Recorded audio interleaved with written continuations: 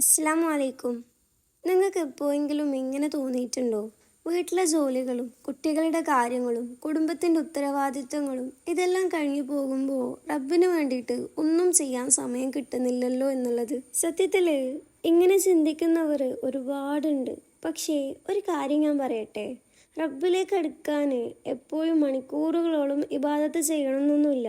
നമ്മൾ ദിവസവും ചെയ്യുന്ന ചെറിയ ചെറിയ കാര്യങ്ങൾ പോലും ശരിയായ നിയത്തോടു കൂടി ചെയ്യുകയാണെങ്കിൽ അത് നമുക്ക് വലിയ ഇബാദത്തായിട്ട് മാറ്റാൻ പറ്റും. ഇന്ന് ഞാൻ നിങ്ങളുമായിട്ട് പങ്കുവെക്കാൻ പോകുന്നത് അത്തരത്തിൽ ജീവിതത്തിൽ പതിയെ വളർത്തിയെടുക്കാൻ കഴിയുന്ന 15 മനോഹരമായ ശീലങ്ങളാണ്. ഒറ്റ ദിവസം കൊണ്ട് ഇതെല്ലാം ചെയ്യണമെന്നൊന്നുമില്ല. പക്ഷേ ഓരോന്നായിട്ട് ജീവിതത്തിൽ ഭാഗമാക്കുകയാണെങ്കിൽ കുറച്ച് മാസങ്ങൾക്കുള്ളിൽ തന്നെ നിങ്ങളുടെ റബ്ബുമായിട്ടുള്ള ബന്ധത്തിൽ നല്ല മാറ്റം നിങ്ങൾക്ക് അനുഭവിക്കാൻ വേണ്ടിയിട്ട് കഴിയും ഇൻഷാ അല്ലാഹ്. ഒന്നാമത്തെ കാര്യം, നമ്മൾ രാവിലെ എണീക്കുന്ന സമയത്ത് ഈ ഒരു രീതിയിൽ മനസ്സിൽ പറയുക: ഇന്ന് ഞാൻ അള്ളാഹുവിനെ ഏറ്റവും ഇഷ്ടപ്പെടുന്ന ഏത് കാര്യം ചെയ്യാനാണ് ശ്രമിക്കുന്നത് എന്നൊരു ക്വസ്റ്റ്യൻ നമ്മളെ മനസ്സിനോട് തന്നെ ചോദിക്കുക.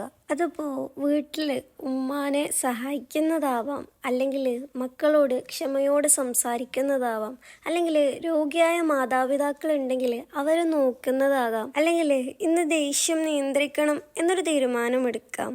അതും അല്ലെങ്കിൽ ഒരാളെയെങ്കിലും സന്തോഷിപ്പിക്കണം എന്നൊരാഗ്രഹവുമാകാം. ഇങ്ങനെ ദിവസം തുടങ്ങുമ്പോൾ തന്നെ ആദ്യ ദിവസത്തിന് ഒരു ലക്ഷ്യം കിട്ടും.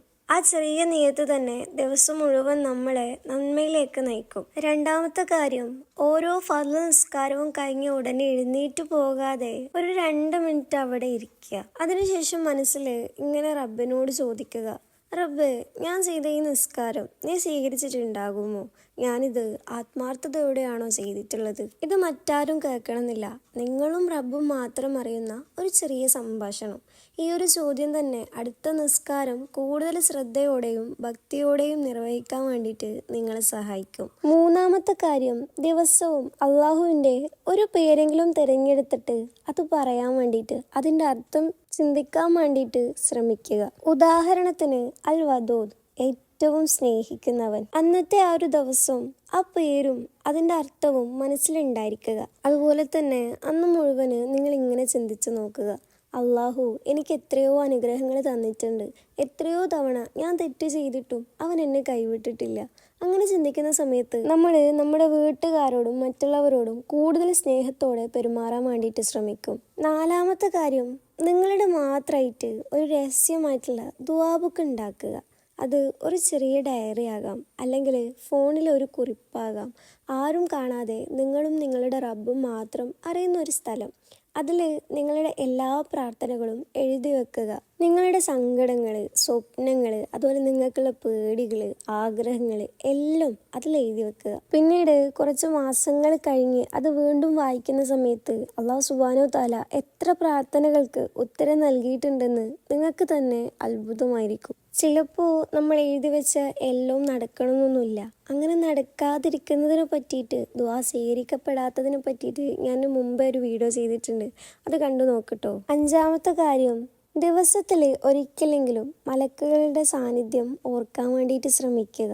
നമ്മൾ ദേഷ്യം വരുന്ന സമയത്ത്, അല്ലെങ്കിൽ ആരോടെങ്കിലും കഠിനമായി സംസാരിക്കാൻ പോകുന്ന സമയത്ത്, അല്ലെങ്കിൽ ഒരു തെറ്റ് ചെയ്യാൻ വേണ്ടിയിട്ട് മനസ്സ് പറയുന്ന സമയത്ത് ഒരു നിമിഷം മാത്രം നിങ്ങൾ ചിന്തിച്ച് നോക്കുക: ഇപ്പോൾ എൻ്റെ 2 തോളുകളിലും മലക്കുകൾ ഇരിക്കുന്നുണ്ട്. ഞാൻ പറയുന്നതും ചെയ്യുന്നതും എല്ലാം അവർ രേഖപ്പെടുത്തുകയാണ്. ഈ ഒരു ചിന്ത മാത്രം നമ്മൾ പറയാൻ പോകുന്ന പല വാക്കുകളും തടയും, ചെയ്യാൻ പോകുന്ന പല തെറ്റുകളിൽ നിന്നും നമ്മെ പിന്തിരിപ്പിക്കും. കാരണം അള്ളാഹുവിനെ ഓർക്കുന്ന ഹൃദയത്തിന് തെറ്റിലേക്ക് പോകാൻ എളുപ്പമുള്ള കാര്യമല്ല. ആറാമത്തെ ശീലം, രാത്രി ഉറങ്ങാൻ കിടക്കുന്നതിന് മുമ്പ് 2 മിനിറ്റ് മാത്രം നിങ്ങളുടെ മനസ്സിനെ ഒന്ന് പരിശോധിക്കുക. ഇന്ന് ഞാൻ ആരോടെങ്കിലും മോശമായിട്ട് സംസാരിച്ചിട്ടുണ്ടോ? അല്ലെങ്കിൽ ആരെങ്കിലും വിഷമിപ്പിച്ചിട്ടുണ്ടോ? ആരോടെങ്കിലും അസൂയ തോന്നിയോ? എനിക്ക് അഹങ്കാരം വന്നിട്ടുണ്ടോ? എൻ്റെ കാരണത്താൽ ആരെങ്കിലും കരഞ്ഞിട്ടുണ്ടോ? ഇങ്ങനെയൊന്ന് സ്വയം ചോദിക്കുക. ഉത്തരം അതെ എന്നാണെങ്കിൽ വൈകിക്കാതെ അള്ളാഹുവിനോട് പാപമോചനത്തിനായിട്ട് തേടുക. സാധ്യമാണെങ്കിൽ ആ വ്യക്തിയോടും മാപ്പ് ചോദിക്കുക. കാരണം ഓരോ ദിവസവും നമ്മുടെ മനസ്സിനെ ശുദ്ധമാക്കാൻ പഠിച്ചാൽ അത് റബ്ബിലേക്ക് കൂടുതൽ അടുക്കാൻ വേണ്ടിയിട്ട് നമ്മെ സഹായിക്കും. ഏഴാമത്തെ ശീലം, നമ്മൾ ദിവസവും ചെയ്യുന്ന സാധാരണ ജോലികളെ ആരാധനയാക്കി മാറ്റാൻ വേണ്ടിയിട്ട് ശ്രമിക്കുക. നമ്മൾ മാതാപിതാക്കളെ സഹായിക്കുന്ന സമയത്ത്, അല്ലെങ്കിൽ വീട് വൃത്തിയാക്കുന്ന സമയത്ത്, വസ്ത്രങ്ങൾ അലക്കുന്ന സമയത്ത്, കുട്ടികളെ നോക്കുന്ന സമയത്ത്, അല്ലെങ്കിൽ ഫ്രണ്ട്സിനോട് സംസാരിക്കുമ്പോൾ, ഫ്രണ്ട്സിനുള്ള സഹായം ചെയ്തു കൊടുക്കുമ്പോൾ മനസ്സിൽ ഒരു ചെറിയ നിയത്ത് അവിടെ വെക്കുക. അല്ലാഹുവേ, ഞാൻ ഈ ചെയ്യാൻ പോകുന്ന കാര്യം നിന്റെ പ്രീതി ലഭിക്കാൻ വേണ്ടിയിട്ടാണ് പഠിച്ചോനെ എന്ന് പറയുക. ആ ഒരു നിയത്ത് കൊണ്ട് സാധാരണ ജോലികൾ പോലും പ്രതിഫലം ലഭിക്കുന്ന ആരാധനയായിട്ട് മാറും. അതിനാൽ എനിക്ക് ഇബാദത്തിന് സമയം കിട്ടുന്നില്ല എന്ന് വിഷമിക്കുന്നതിന് പകരം ചെയ്യുന്ന ജോലികളെ തന്നെ നമ്മൾ ഇബാദത്താക്കാൻ വേണ്ടിയിട്ട് പഠിക്കുക. എട്ടാമത്തെ ശീലം, ദിവസവും ഒരു ചെറിയ സുന്നത്തെങ്കിലും ജീവിതത്തിൽ ഉൾപ്പെടുത്തുക. എല്ലാ സുന്നത്തുകളും ഒരുമിച്ച് തുടങ്ങണമെന്ന് ആരും പറയുന്നില്ല. ഇന്ന് വെള്ളം ഇരുന്ന് കുടിക്കാം, നാളെ ബിസ്മില്ല പറഞ്ഞ് ഓരോ കാര്യവും തുടങ്ങാം. അതിനുശേഷം വസ്ത്രം ധരിക്കുമ്പോൾ വലതുഭാഗം കൊണ്ട് തുടങ്ങാം. ആളുകളെ കണ്ടാൽ പുഞ്ചിരിയോടെ അഭിവാദ്യം ചെയ്യാം. ഇങ്ങനെ ഓരോ ചെറിയ ചെറിയ കാര്യങ്ങൾ, ചെറിയ ചെറിയ സുന്നത്തുകൾ ജീവിതത്തിൻ്റെ ഭാഗമാക്കുമ്പോൾ നമ്മുടെ പ്രവാചകൻ നബി സല്ലല്ലാഹു അലൈഹി വസല്ലമ തങ്ങളോടുള്ള സ്നേഹവും സ്വാഭാവികമായിട്ട് വളരും. ഒമ്പതാമത്തെ കാര്യം, ഒരു ദിവസം നമ്മൾ എത്ര തവണ ഫോണ് തുറക്കുന്നുണ്ടെന്ന് നിങ്ങൾ ശ്രദ്ധിച്ചിട്ടുണ്ടോ? അത്രയും തവണ അള്ളാഹുവിനെ ഓർക്കാൻ വേണ്ടിയിട്ട് നമുക്ക് ഒരവസരമുണ്ട്. ഫോൺ തുറക്കുന്നതിന് മുമ്പ് ഒരു പ്രാവശ്യമെങ്കിലും അൽഹംദുലില്ലാ എന്ന് പറയുക, അല്ലെങ്കിൽ അസ്തഗ്ഫിറുല്ലാ എന്ന് പറയുക. ഇത് ഒരു ചെറിയ ശീലമാണെങ്കിൽ പോലും അറിയാതെ തന്നെ നമ്മുടെ നാവിനെ അള്ളാഹുവിൻ്റെ സ്മരണയുമായിട്ട് ബന്ധിപ്പിക്കുകയാണ്. പതിയെ അത് ഒരു സ്വഭാവമായിട്ട് മാറും. പത്താമത്തെ കാര്യം, രാത്രി ഉറങ്ങാൻ കിടക്കുമ്പോൾ കണ്ണടച്ച് ഒരു ചോദ്യം മാത്രം സ്വയം ചോദിക്കുക. ഇന്നാണ് എൻ്റെ ജീവിതത്തിലെ അവസാന രാത്രിയെങ്കിൽ ഞാൻ ഇന്ന് ചെയ്ത കാര്യങ്ങളിൽ ഞാൻ സന്തോഷവാനാണോ, ഞാൻ സന്തോഷവതിയാണോ? ഈ ചോദ്യം പേടിപ്പിക്കാൻ വേണ്ടിയിട്ടല്ല, മറിച്ച് നാളെ മുതൽ നന്നായിട്ട് ജീവിക്കാൻ നമ്മെ പ്രേരിപ്പിക്കാൻ വേണ്ടിയിട്ടാണ്. കാരണം ഓരോ ദിവസവും നമുക്ക് ഒരു പുതിയ അവസരമാണ്. അത് എപ്പോൾ അവസാനിക്കുമെന്ന് നമ്മളിൽ ആർക്കും അറിയില്ല. 11ാമത്തെ കാര്യം, ഓരോ ദിവസവും രാത്രി ഉറങ്ങാൻ കിടക്കുന്നതിന് മുമ്പ് നിങ്ങളെ വേദനിപ്പിച്ച ഒരാളെയെങ്കിലും മനസ്സുകൊണ്ട് ക്ഷമിക്കാൻ വേണ്ടിയിട്ട് ശ്രമിക്കുക. അത് എളുപ്പമുള്ള കാര്യമല്ല എന്നുള്ളത് എനിക്കറിയാം. ചില മുറിവുകൾ വളരെ ആഴത്തിലുള്ളതായിരിക്കും. പക്ഷേ അള്ളാഹുവിൻ്റെ പ്രീതി മാത്രം ലക്ഷ്യമാക്കി മനസ്സിലിങ്ങനെ പറയുക, റബ്ബേ, നിന്റെ പ്രീതിക്ക് വേണ്ടി ഞാൻ അവരെ ക്ഷമിക്കാൻ ശ്രമിക്കുകയാണ്, നീയും എന്നെ ക്ഷമിക്കണേ. ക്ഷമിക്കുന്നത് മറ്റൊരാൾക്ക് വേണ്ടിയല്ല, ആദ്യം നമ്മുടെ സ്വന്തം മനസ്സിന് സമാധാനം ലഭിക്കാൻ വേണ്ടിയിട്ടാണ്. അവസാനമായിട്ട് ഈ 11 ശീലങ്ങളും ഇന്നു മുതൽ തന്നെ പൂർണ്ണമായി ചെയ്യണമെന്ന് ഞാൻ പറയുന്നില്ല.